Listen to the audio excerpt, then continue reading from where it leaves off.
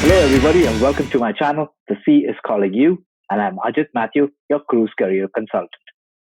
One of the most common questions is definitely looking at how to get opportunities in the food and beverage department. Obviously, because it is one of the biggest departments on ships, it also gives you a lot of opportunity as an entry position into cruise career. So today, in this video, I'm going to be talking about the food service department and how the breakdown of positions are in that department. We also have a quick review of the salaries and the benefits of each position and what they offer for everybody who come into that role. So, provided that, one simple disclaimer though, that this is just a general breakdown. Every company and every brand has different names and different positions.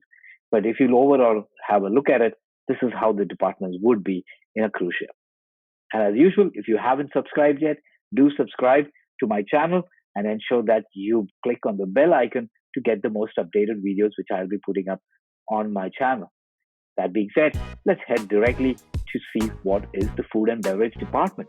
Alright, so let's look at the food service department as discussed. So, just like hotels on land, cruise lines also ensure that they have a lot of offerings for guests when it comes to food service. Now, to understand the food service department, it's much more easier for me to break it down into three specific departments which are in charge of complete service of food and beverage on board for all the guests. All right, so let's look at them. The number one is dining room. It's the pride of every ship. They display the best opportunity of how they serve their guests and how they offer personalized service to a guest for especially for dinners. Now, let me make this very clear. What is a dining room? It's very similar to the concept in hotels of having one common restaurant with a sit-down menu. Now, what happens on a ship is that because everybody is on board the ship, the dining room in the evening offers a sit-down menu with a double the earth choice. You can choose from that and make your dinner reservation for that special night. So now that's the dining room, right? They have two seatings every day. One seating generally is at 5:30 and the other one is at 7:30. The other choice, when if you don't want to go into a sit-down option, is to go into a buffet restaurant. So the buffet restaurant gives the opportunity for a guest to go about and enjoy whatever meals they want, just like any other hotel operation. It offers the guest the opportunity of picking up what their choice is and enjoying their evening or during the breakfast or during lunch. And finally, all of this that I mentioned, 90% of dining rooms and buffet restaurants are complimentary. But there is also an opportunity where a guest can spend some extra money and go into these specialty restaurants which are highlighted on a cruise when a guest comes on board. So these specialty restaurants gives you an opportunity to pay some extra money and ensure that you get an amazing experience with a wide range of choice of food and beverage options. All right, so this is what the breakdown of food service department is. The restaurant manager is in charge of the entire food service department, and he ensures that all these three restaurant types are taken care of with the best of service and offerings to give. So this is how I'm going to break down this presentation. But first, I'm going to talk about the different outlets. Then we talk about what are the different positions that are available there and what is the opportunity of work there. And we talk about what are the salary ranges of each position there, and finally I'll be talking about shift hours and other benefits which come with that position. So food service department generally is in charge and run by the restaurant manager. The restaurant manager along with the maitre d's, who are the second in command of the department.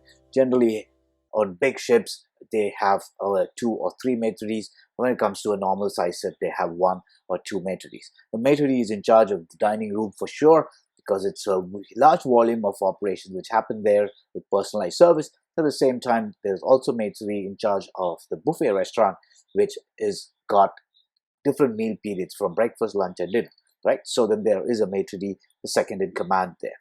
Then we have the assistant maitre d's, who are in charge of the specialty restaurants generally and also supported the dining rooms. Followed by that, we have hosts and the head waiter, the ones who are the floor supervisors. Again, these positions are named different in different ships or different brands, but this one generally I'm just putting it out there as head waiters are basically the floor supervisors. The host also plays a very critical role when it comes to dining room service, right? So that being given comes the most important position, the waiter and the assistant waiter. They are the most important people because they are the ones who execute the service in the restaurants. They ensure the service is provided to the best of the standards of the company, and that's the position where you have direct contact and ensure that every guest has having a great time. So it's a very critical role, and they ensure that the best people are put as waiters and assistant waiters. The entry level position for every company in the F&B service department is the attendant, or what we call as a busboy, the room service attendant. There are various positions which they are named, but at the end of the day, that is the entry level position of what we call the F&B attendant. Right, so let's first look at the dining room. Okay, so this is what I said before is a pride. It's something that the ships definitely boast about. They make them the most elaborate in sense of both infrastructure, the furniture, and also the service provided. All right, so the dining room is, like I mentioned, generally open for dinner, and most importantly, they have seating hours so that they can seat as many guests as possible. So top number one is the different kind of service that they offer there, and that is personalized service along with a table d'hôte menu. The menu is a fixed menu. The guests can choose from that, and then they are delivered within that time period of that seating. How do they ensure that this service happens? Is with the service team which performs the job there, which is headed by the maitre d'. A maitre d' is generally promoted within the rank itself. This is not a position that is generally hired directly from outside. Head waiters, yes.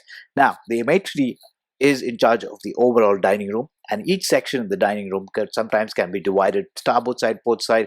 In some ships it's two levels, so then there is one in charge of the top bottom, and that level in charge is either in the assistant maitre d' or the head waiters. It depends on different positions. So that comes to the floor supervisors. Now, floor supervisors, I have seen people being hired directly as head waiters.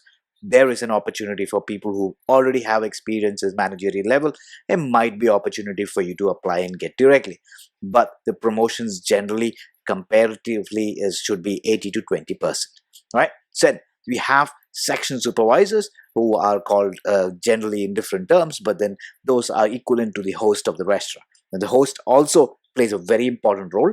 The reason being that reservations are made for the cruise, and the guests are very particular about the tables and they want to stay with the same table. So the host ensures that reservation is not lost, and so it's a very critical role to play on board. All right, so the most important position, like I mentioned before, is the waiter, who ensures that service is happening. It's one of the most senior most positions on a ship, because they ensure that over a period of time they have the best knowledge of able to handle 5 or 6 tables in their section without any problems, with the best service provided.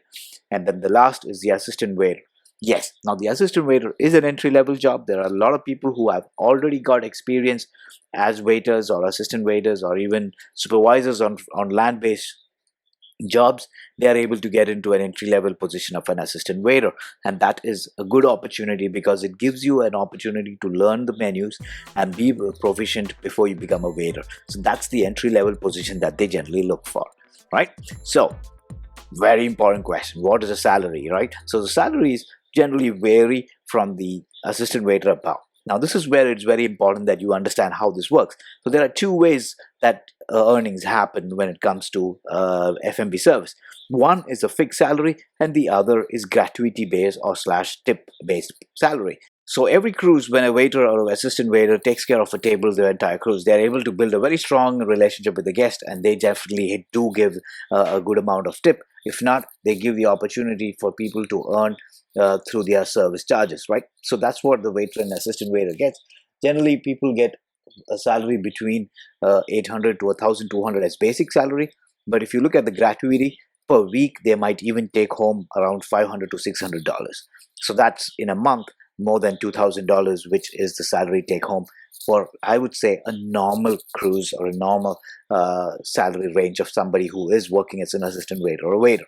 When it comes to the supervisory level and above, there is a grid in which everybody is put depending on the salaries that is put up on their experience, right? So supervisor, the host, the head waiters, and the maitre d', they are not based on direct tips, but they are based on a salary grid which is created. All right, duty hours, yes, the shifts are there. Everybody gets shifts. If you've been in the hotel industry, you know the shifts are the way the things work. So definitely the dinner service is the key over here. There's also other duties that happens during the day. They support the buffet restaurant, or they support any other operational need of the day for food service department, right? So they generally have a breakfast dinner shift, or they have a breakfast lunch shift. but the dinner is always there. So as a waiter or an assistant waiter, you are supposed to be working from 4:30 in the evening, and then you might have breakfast or lunch depending on operational need. Another very key operational department is the buffet. It's very similar to hotels on land. Cruise ships also, buffet is the most widely appropriate choice for a guest because it gives a variety of opportunities there, and it saves a lot of time as well. So when it comes to buffet, the difference between dining room and the buffet is definitely the fact that the buffet is open all through the day. So you look at the operational team there. It starts with the maitre d' and the assistant maitre d' in some cases, depending on the volume of the ship. You have supervisor and host. These are on floor. They ensure that the sections are clean and ready for service. And definitely the position which is majorly looking after the buffet is the attendants.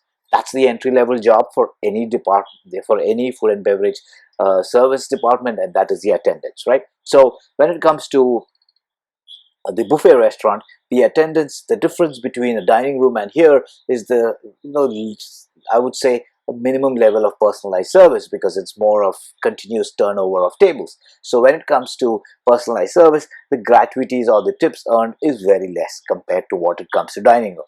So the waiters and assistant waiters do not have a full-time section over here. They do come and help them in between during the day for breakfast or for lunch, and then the rest is handled by attendants.